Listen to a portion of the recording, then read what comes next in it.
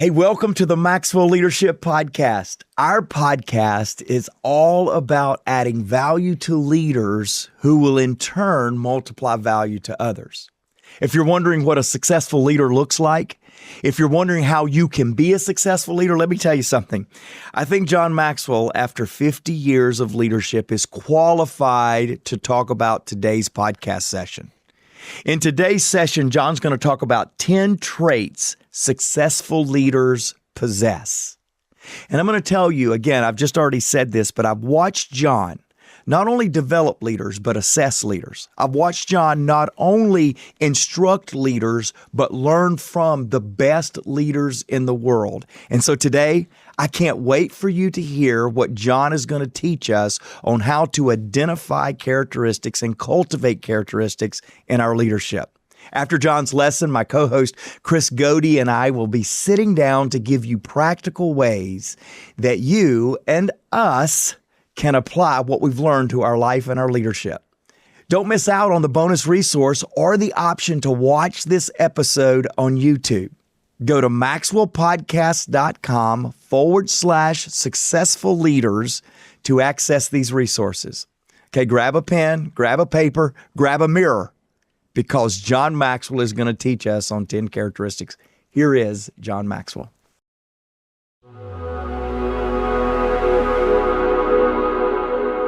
What are the 10 traits that successful leaders have in common? The question I'm asked most often when I do leadership training and development is I have people constantly ask me the question, how do I find potential leaders? How do I know that I've got a potential leader? And what I try to do in that setting is I try to draw them a picture of what a potential leader looks like. You've got to have a picture. If you don't have a picture of what a leader looks like, you don't know how to identify one, so therefore you don't know whether you've got one or not. What we're going to give you here now in these 10 traits of successful leaders is somewhat of a picture of a potential leader. Number 1, passion. No trait is more noticeable in the leaders of our list than passion that they share for their people and for their companies. Quite simply, they love what they do. To be successful, you have to love what you do. And when you have that passion, when you love what you do, you don't even work. It's just fun. Work becomes fun. I've always said, I've never worked a day in my life. I've gone to work every day, but I've never worked a day in my life. I love what I do. Number 2, intelligence and clarity of thinking. It perhaps goes without saying that the most successful business leaders are highly intelligent, and some of their intelligence is clearly the kind of raw intellectual horsepower that is innate. Here's what I want you to catch. However, equally as important as the native smarts is their ability to make the complex seem simple. This is key. To make the complex seem simple. I have an expression about making the complex simple. By the way, educators take something simple and make it complex. Communicators take something complex and make it simple. They have the ability, to the expression I use all the time, they have the ability to put the cookies on the lower shelf so everybody can have some. Now, how do you put the cookies on the lower shelf? 4 questions to ask. Number 1, do I understand it? Don't try to communicate something you don't understand yourself. Number 2, how can I help others understand it? Question number 3, do they understand it? Question number 4, do they understand it well enough? And by the way, question number 4 is absolutely the acid test of putting the cookies on the lower shelf. Did they understand it well enough to help someone else understand it? In other words, it must pass what I call the pass it on test. The pass it on test is very simple. If I'm leading this organization, if I'm leading this group of people, and I share with you a vision, I got to ask myself a question. Do I understand the vision? When I'm done, do you understand the vision? How can I break down that vision so you can understand it? But the biggest question is, have I given you the vision so clearly that you can walk out of this room and you can pass it on to someone else? Until you have communicated so clearly that the second person can pass it on to the third person without the first person being there, you have not broken it down. Because all great visions must go from me to we. And the only way that you can take a vision from me to we is to say it in such a compelling, simple way that when you're done, people can take it and repeat it with others.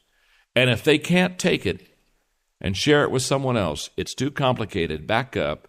Do it again. Number 3. The third trait that successful leaders have in common is great communication skills. The ability to communicate effectively. I've been privileged over the years to do a lot of teaching on communication.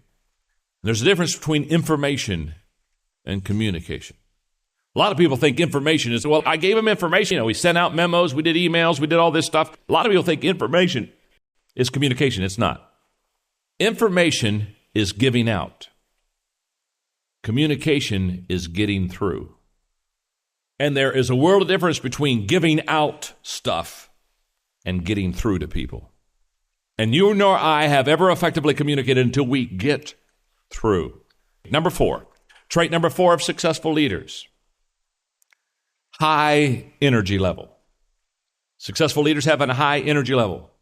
Elizabeth Dole has a quote from Teddy Roosevelt that hangs on her wall illustrating this energy level required of leaders that applies even more aptly today than when it was first written in Teddy Roosevelt's day. Here's what it says. We're face to face with our destiny, and we must meet it with a high, resolute courage, for ours is a life of action, of strenuous performance of duty. Let us live in the harness of striving mightily. Let us run the risk of wearing out rather than rusting out. High energy. The key to high energy is passion. Passion and high energy are identical twins, and they're always together. Number 5. The 5th trait of successful people was that their egos were in check. They checked their egos at the door. As my friend John Wooden many, many years ago said, it's what you learn after you know it all that counts. You don't build or manage a business with one person. You have a team that does that. And the more you highlight one person, the more it detracts from the whole team. Number 6, inner peace. The most successful business leaders have a difficult time to describe, but nonetheless perceptible solidity to them. It feels good to be around them. It's no wonder that people, especially employees, are drawn to them and want to follow them. We're not talking about charisma. Number 7, the 7th trait of successful leaders and people is capitalizing on formative early life experiences. We cannot control who our parents are, what order we are born in, or what economic stratum we grow up in, but we can control what we make of our early life experiences. It reminds me of a statement I've said often. It's not what happens to you, it's what happens in you that counts. Number 8, strong family lives. Wow, strong family. No substitute for it. Number 9, positive attitude. Successful people have a positive attitude. I wrote a book called Failing Forward. The thesis of the book is the major difference between achieving people and average people is their perception of and response to failure. That's so true. In fact, in the book, one of the things I said is when you fall down while you're down there, pick something up. You're already down there. Clean the floor. You're not down there all the time. The problem is when we make mistakes, we try to leave them as quickly as we can instead of learn from them. Because mistakes and failures embarrass us, and I learned a long time ago, you never learn from that which embarrasses you. So you've got to get through the embarrassment phase of making mistakes and failures to really learn and grow. And number 10, wrapping it all up, focus on doing the right things right. And so I bring you to the last statement of the lesson. As for the best leaders, the people do not notice their existence. The next best, the people honor and praise. The next, the people fear. And the next, the people hate. When the best leaders' work is done, the people say, we did it ourselves. And that's our goal, to lead in such a way that the people get the credit. Mark Twain said, it's amazing what can be accomplished if the leader doesn't care who gets the credit. I close with this phrase. It's wonderful when the people believe in their leader. It's more wonderful when the leader believes in the people. Hey, podcast listeners. Many of you listening right now would probably love the autonomy that comes with owning your own business or becoming a coach that helps other businesses succeed. Well, we have a phenomenal strategy where you are 100% in control of your own business, earning income on your own terms, and have access to the people, tools, and resources you need to build a thriving leadership development business. When you become a Maxwell Leadership Certified Team member, you join a global community of entrepreneurs led by our expert team of mentors and faculty, including John C. Maxwell. You'll also get one of the top leadership certifications in the world next to your name, giving you the boost you need to get started. Visit us online at maxwellleadership.com/join the team to find out more. Hey, welcome back, Chris. I say this often because I respect you so much. I really do. You're a successful leader. And so to sit down with you, and I think we're successful because we've got some born qualities that we probably attribute to our faith. Thank you, Lord. Yes, and also to our parents. Thank you for a leadership environment, certainly for me growing up. But also we've been around John's environment. And John says this often, podcast family. He says, after 13,000 times of speaking, if I don't do a good job, somebody come and wake me up and tell me I'm in the wrong thing. Well, if you and I can't talk about the characteristics of a leader, not saying we've got it all figured out, but boy, we've been around it. And so I'm really excited to talk about the characteristics of a leader. I think from an osmosis standpoint, as you're saying, right? If we don't have some of that, somebody better come get us out of here. Right? Exactly. Like, we don't need to talk Hey, and by the way, sometimes they've tried. And they have tried. Yeah, we just keep showing back up. That's exactly right. What I love about this, and I think why you and I have been able to absorb some of these from John is that, man, he talks about it in the lesson. He puts them on the bottom shelf. Yep. And, there's a lot of studies out there with all these different attributes of a leader. We got the emotional intelligence, but what does that really mean? How to be authentic, all those things. But I love where he goes in this lesson. He's like, let me just give you 10 very practical things. Yeah. And I think that's why you and I are probably still around here, right? Because we can work on that level. But what's good is I think that it relates to every leader out there. And remember, we believe that it's all about your influence. It's not about a position. It's not about a title.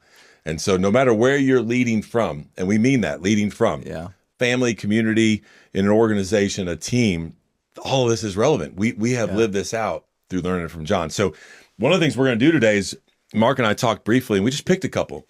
And we're going to talk a little bit about Mark's journey in developing these, of which we've learned from John, but then it's up to us individually to develop them. What does it look like for us to lead from that position, to have this trait? And the first one I said to Mark is, I was like, hey, we got to talk about this one where he says intelligence and clarity of thinking. Yeah. Because that is a trait. And you start off by saying, hey, we're grateful for our genes and our family and all stuff. That one has got to be developed over time. And I started thinking about this, and we've been on this journey a long time together. And I was like, man, Mark, we've got to hear from you in regards to how have you become more intelligent, although you want to speak to that because of the world around John. But more importantly, how have you gotten the clarity of thinking as a leader? Because that is extremely important, and we'll blend both of these together in this conversation. But to be a successful leader, I don't think enough people spend enough time on thinking. And not only that, and you know this, John talks about thinking in so many different layers. Today, we're just going to talk about the clarity of it. What has developed inside of you? How have you done that? As leaders, what do we need to know about that to gain intelligence and clarity of leading? Yeah, so it's funny that you say that, because I wrote down while John was teaching, because we listen, by the way, podcast family, Chris, and often I will try to listen even before we get to studio, but before we even get into applying this, we listen to it again. Jake plays it. We listen to it. And while John was teaching just a moment ago, I wrote down, the greatest challenge of an effective leader is not spending time on thinking. And I really do believe that. Why? Because most leaders have the propensity to action. but we act often without putting in proper thinking, and therefore we end up with results that we could have had better results did we do some intentional thinking. I love this topic, and truly we could take the entire podcast and talk about this one segment. We'll try not to do that, but I was struck with two experiences this week on the week of recording. I was struck with two experiences. One was with our director of content. He's our EVP of publishing of content, Jared Cagle. And most of you know this. We're just now getting into the publishing world. Yeah. We're just now learning what we don't know. Okay, we've been publishing books for years with other people's intelligence. Speaking of intelligence, and other people doing our thinking for us, and we would just deliver the manuscript, and then off we would go. So we're now looking at how do we weight overhead? What is the real cost per unit? What does running a book business really look like as a publisher, not as an author? Business unit. Okay, so it's a business unit. And so Jared was instructing me because I made a very bad business deal this week. I made a deal so bad that we may have to pay somebody to move books for us, okay? And so Jared was kind of breaking down the intelligence that we've now put into our business model on book. And Jared said, "Don't you think that's smart?" And I went, "I do." He said, "Don't you think we're wiser now?" And I went, "No." And I said, there's a difference in this particular case, and I believe this is true across the, there's a difference in doing something smart and doing something wise. We're doing something smart in putting weight and putting additional cost factors into every book unit that we sell. But we're not wise with it yet because we have not done it enough. It goes back to your question, how have I become more intelligent? It's experience, not just thinking. Yeah. And often we go, oh man, let's think. And we paralyze ourselves from acting by thinking when it really takes both. So I cut on all of us leaders that have the propensity to act without thinking, right? Yeah. There's also the leader that thinks without acting. It really does take both for us to have wisdom.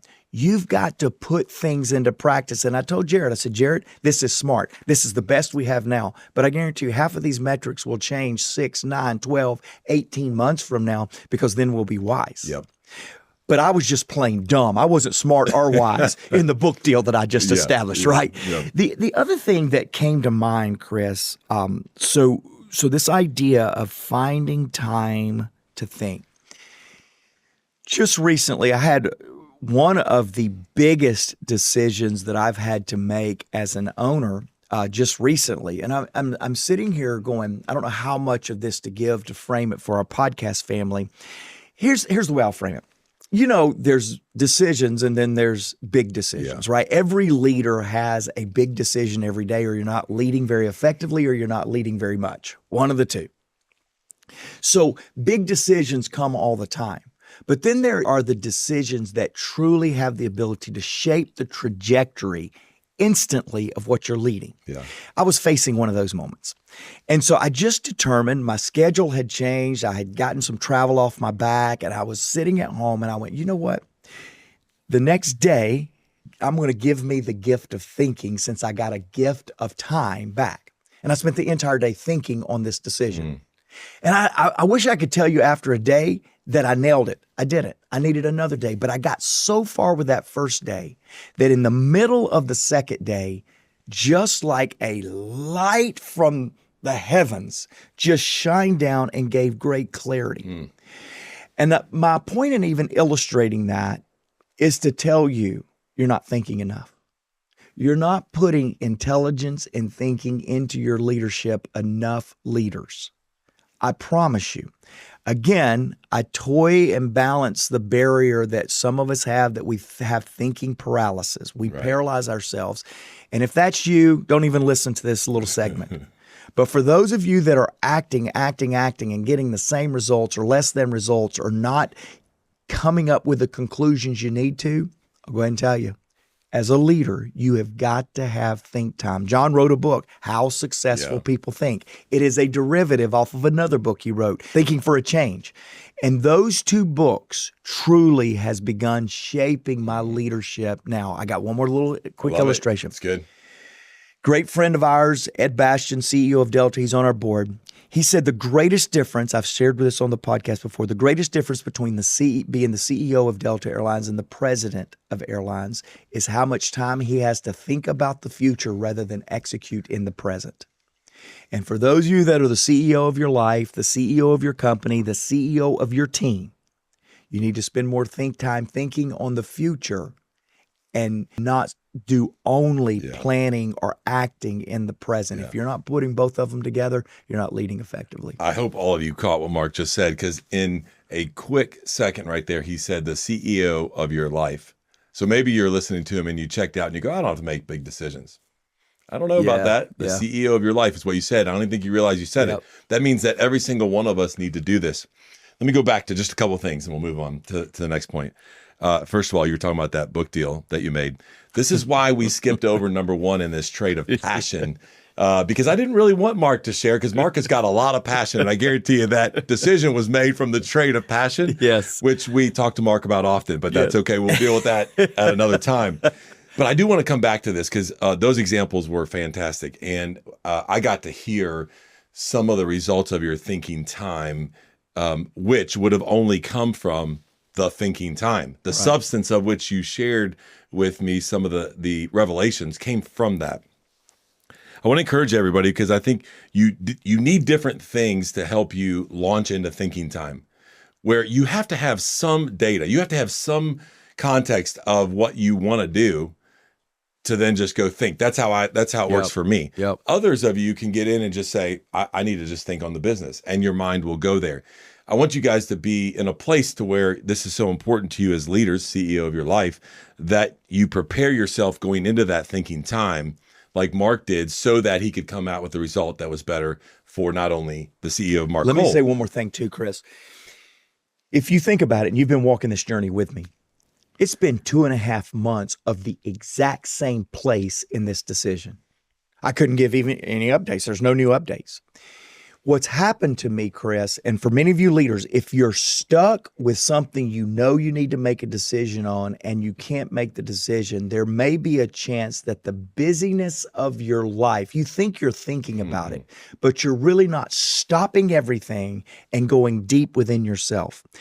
And doing that, because I've been traveling like unbelievable the last 2 months. So I have no thinking time. I'm on a plane, but I'm not really thinking. This was carving out and just saying, I am going to tackle and wrestle this thing to the ground this day. It didn't happen that day. You know what I did? I changed my schedule the second day. That challenge should stick with a lot of us that have been waiting a long time to make a critical decision in your life or your leadership, and you seem to be stuck.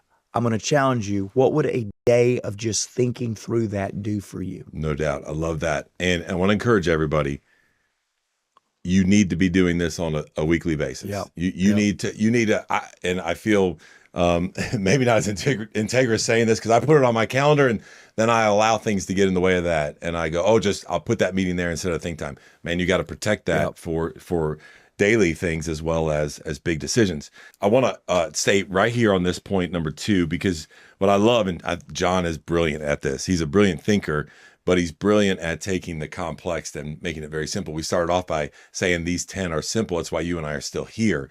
And he talked about, hey, let's put the cookies on the bottom shelf.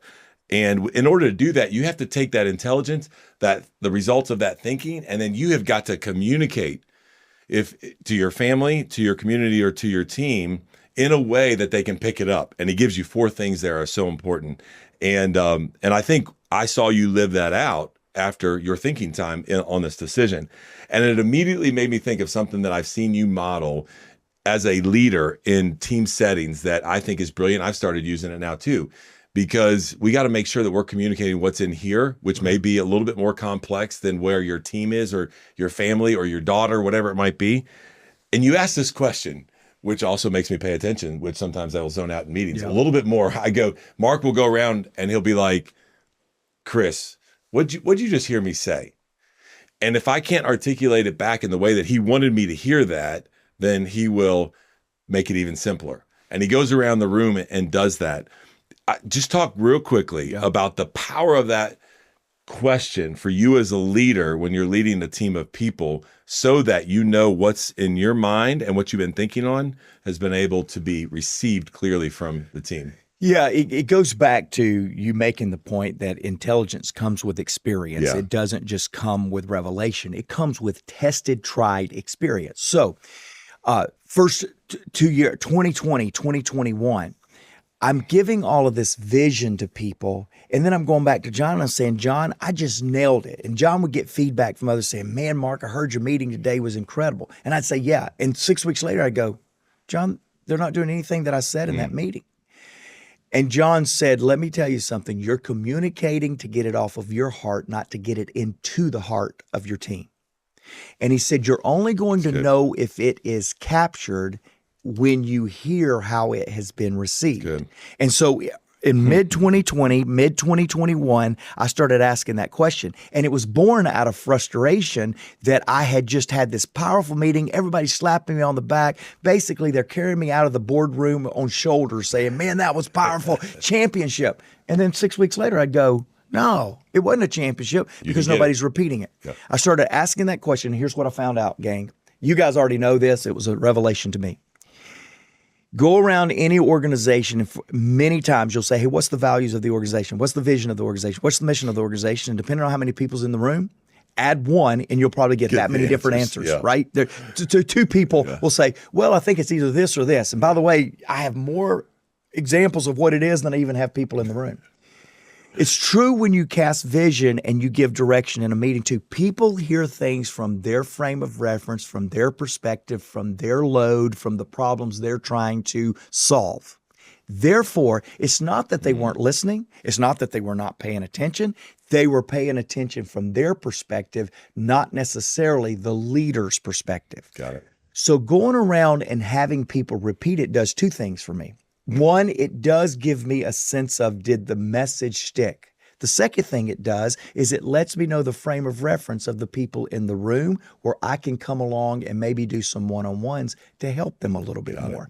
And the payoff of that was incredible. I did it at first because I was frustrated. I did it to make sure they now could be repeaters because leaders are repeaters. That's right. I now do it to see if they're repeating it, but also to see what their perception is. That is so good. And so it's just one way that Mark's using as a leader that came out of frustration, but now has been such a incredible asset to his leadership when it comes to the intelligence that he has from the experience, the way he's thought through things. But then what's really important is, as John talked about, how do you get that to your team? Okay. We were just going to spend 2 minutes on that, but we just spent 20, and Jake's already telling us to end the podcast. But let me move on. John, the ninth one that John mentioned in here, he talks about positive speed, and he talks about positive attitude. Again, this is simple yet hard to do. We've seen a guy model it through all kinds of things. Right. You've sat shotgun on that entire ride. What we know is that leadership is hard. It doesn't matter what you're leading. It doesn't matter who you're influencing. It is hard, and it is going to be tough, and you're going to fail, and things are just not going to go the way you want. You're gonna learn from them. You're gonna be embarrassed from them. But man, you have to have a positive bent. I know for me personally is that when I get around negative people, I remove myself. I shut down because, again, osmosis, being in this world, in this trade, I know what John believes from a leadership trait of successful people. So I just have very little tolerance for it. That's not right or wrong. It's just how I respond. You, on the other hand, 100% are on that positive side all the time, right? And it's made a difference in your leadership. Yeah. And leadership is hard. And you and John have had to walk through some hard things. Why is this? Why is that trait so important to you to continue to model as you carry this mantle for John and Maxwell leadership going forward as an important trait of leadership? Well, the thing that sticks out to me on this is positive and speed. So leaders by default needs to be some of the fastest people in the room, right? If everybody else comes to a conclusion before you do, there's a chance you're not the leader. Yeah. So you need to have a speed. There is a speed. There is a sense of being ahead of others. There's a sense of responsibility in every leader to have speed quicker than other people in the room. What we don't realize sometimes, it's got to be positive speed and not just positive mental attitude. That's great. That's good. But it's got to be movement in the right direction. I love when John says the organization he used to be a part of, their idea of progress was moving backwards slowly, right? I've seen a lot of leaders have a lot of speed. They're just going in the wrong direction. It's not positive in the sense of, yes, positive mindset, but it's not in the right direction. And as I listen to John teach this, and as I hear you talk to me, I think we as leaders have to really make sure that not only does our attitude matter, yes, but the direction that we're creating momentum in matters too. And oftentimes we get people on the wrong road, but because we're moving, we identify it as progress, and really it's regress. Yeah. It's regression, and you're going to have to make up speed, make up time for that. The pace of the team is set by the leader. And the mindset of the team is set by the leader. That's right. And leaders, I can't challenge you enough to be positive. I mean, Chris, what I get from your people all the time, the people that call you your direct report, they're God's people and our people, but the people that you directly lead, is how positive, how encouraging, how their sense of belief heightens when they have interaction with you. Every person you're leading, leader, wants to feel better from having an interaction with you than worse. Yeah. Yeah. And what I love about this is that I've never seen somebody accept a negative situation, a negative decision, learn from it, like he said, learn from it, reflect on it, but then it is just like it never even happened. Yeah. And I know we're not going to get into it because Mark has shared this on the podcast before. Millions of dollars of mistakes we've made. Absolutely. Right? And we're like, we're carrying it. And John's like, hey, where are we going to lunch? Let's the next project. We're like, that's true. What are you talking about? And I want to just pick on one thing you said before we move on to the last point, and then I'll let you close up. Momentum can go either way. And John talks about how momentum is a leader's best friend when it is in the positive direction. Yep. And that you're doing that with great speed. So I love that you brought that out right there. Okay, the last one I want to talk about, this is something that it just really struck me, and I don't want to get away from this time without our listeners and viewers on YouTube actually hearing from your heart on this, where John says, man, this is a trait you have to have. Focus on doing the right things right. Here's what I wrote out next to it, and I told you before we got started, I want you to just talk a little bit about this, because I think this is a direct reflection on the people believing in the leader and also the leader believing in the people. I wrote, do right versus being right. Yep. And I think there are too many leaders out there, even myself included. I look at certain times where I'm like, oh no, and I'm competitive as they get. I may be a little bit more reserved, but deep down inside, I'm like, I'm gonna be right. You start looking at that and you go, man, that is not the right trait as a leader. We want to make sure we do right. And I said to Mark, and then I want to throw it to you and you can wrap us up with after your thoughts. I said to him, matter of fact, sometimes I've challenged Mark and said, oh man, I don't know how you did that, because not only did he do the right thing, but he did the right thing twofold. And I actually sometimes feel very convicted because I'm in the behind the scenes telling Mark, don't do that. Yeah. Right. Don't X whatever. And then I find out, he doesn't come tell me, I find out from somebody else that he did it. And then in the long run, 100%. That was the right thing to do. So talk about that trait in you as a leader and why you err on the side of doing right versus being right at times. Yeah, I do better. I do this okay in some areas, and I really have to work on it in others. There's just such a competitiveness in me, Chris, that, man, I want to be right. I want to win the argument. And there's probably no place that I'm more convicted as you ask me that than at home. I just so want to be right with my strong-willed, competitive wife. And I just got to quit. I got to work on this. So I'll try to talk about how I do it, but right now I feel real convicted about not doing it. So I'm just glad you didn't ask me the question. I got to ask you the question. Let me get through this. Here's the best way to illustrate it. As soon as this podcast is over today, the recording of it, I've got to go make something right. We have totally missed it. We promised something, couldn't deliver on the promise, changed it, forgot to tell the people who it was going to be impacted, and then today shows up. I got to go make that right. So I not only have to make right that we promised something we couldn't deliver on, I now have to make it make sense to people that feel very violated that's going to affect them, and they feel violated that they heard it from somebody else other than us. And it's one of the hardest types of meetings to walk into, not to say I'm wrong, but to say I promised something and I'm wrong. And by the way, I didn't come tell you about it. You heard about it from somebody else. Now, can I apologize about 14 times in one time and make everything right? It's a very hard environment to get into. I think that when you try to get it right, it's a heart issue. It's a motive issue. It's not a perfection issue. Right. We're human. We made a business decision 6 months ago. It was not the right decision. The team came to me and said it wasn't the right decision. I said, okay, let's go try to fix the decision, and it's going to impact people. I know, I got it. But then oftentimes what happens is in life, in business, in leadership, podcast family, you do your best with what you know today, and you make commitments off of that, and you make promises off of that, and you build plans off of that, only to find you can't execute. You can't deliver.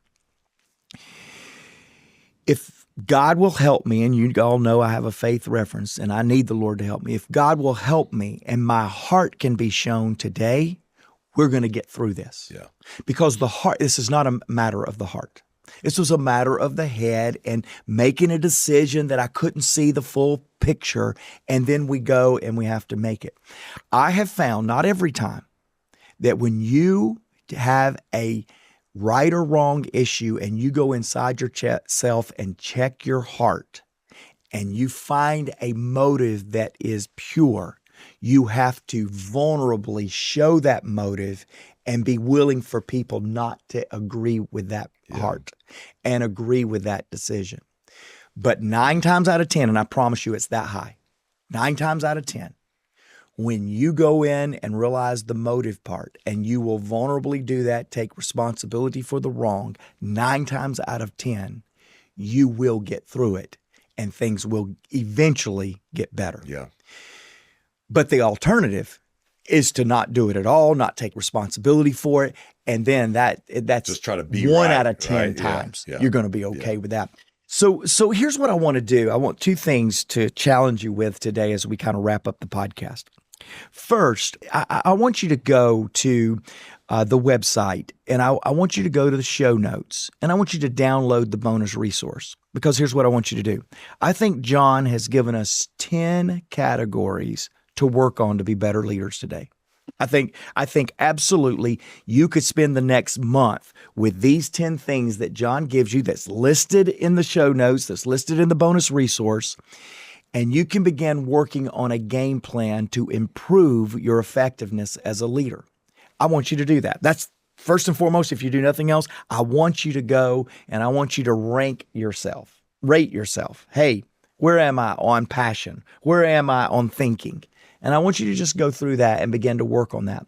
The second thing that I want you to do is I want you to help me carry the message of high road leadership. We are in a year right now. Some of you listening are watching social media, you're watching news channels, and you're going, what happened to leadership? It's embarrassing. I'm embarrassed when my daughter asks me about things she sees in media about leadership. I want you to help me carry the message of high road leadership. What is high road leadership? It's a book that John wrote. It's a culture map for teams and organizations. And for you to get better at yourself being a high road leader, we've created a digital product on high road leadership. We're going to make it available to you for $199 as a podcast listener. It's normally $299.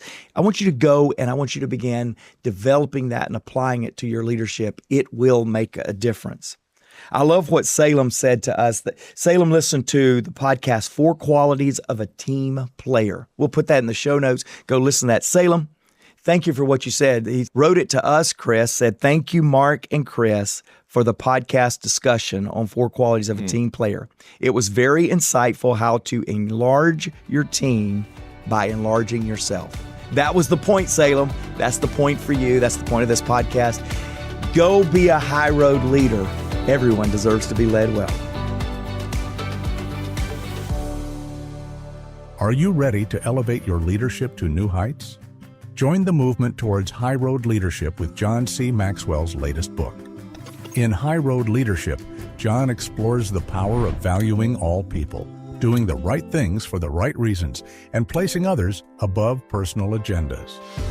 Learn how to inspire positive change and bring people together in a world that divides. Order now and receive exclusive bonuses, including a keynote on high road leadership by John Maxwell himself and a sneak peek into 3 impactful chapters.